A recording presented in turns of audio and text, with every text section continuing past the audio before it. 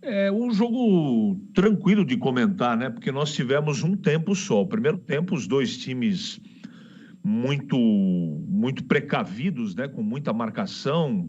Os times não arriscaram no primeiro tempo. E no segundo tempo, o Guarani veio para jogar futebol. O empate não servia para nenhum dos dois. O Alan Al reposicionou o meio-campo, que foi o grande diferencial desse jogo. Dois destaques para o Bueno e também para o Luan Dias. Jogadores que botaram a bola no chão, coisa que a Ponte não conseguiu fazer em nenhum momento da partida. Aliás, em nenhuma partida, não só nessa, né? O meio-campo da Ponte simplesmente não existe. Agora, o Guarani, sim, com o Bispo na marcação, com o Bueno na saída e nessa transição, o Luan Dias gelando a bola, fazendo com que ela chegasse no segundo tempo com mais qualidade. O Guarani teve chance até para fazer o segundo gol, não é?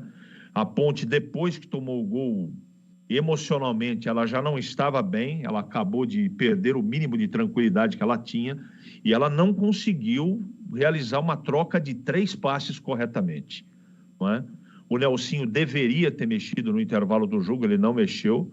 Também não sei se mudaria muita coisa, porque o Guarani voltou muito diferente para o segundo tempo.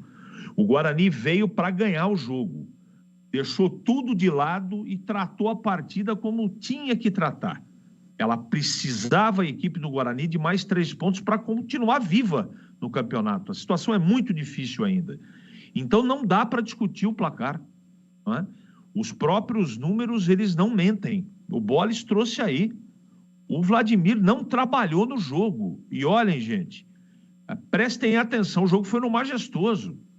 Então a Ponte não teve transição, ela não teve aproximação, jogadores completamente sem confiança.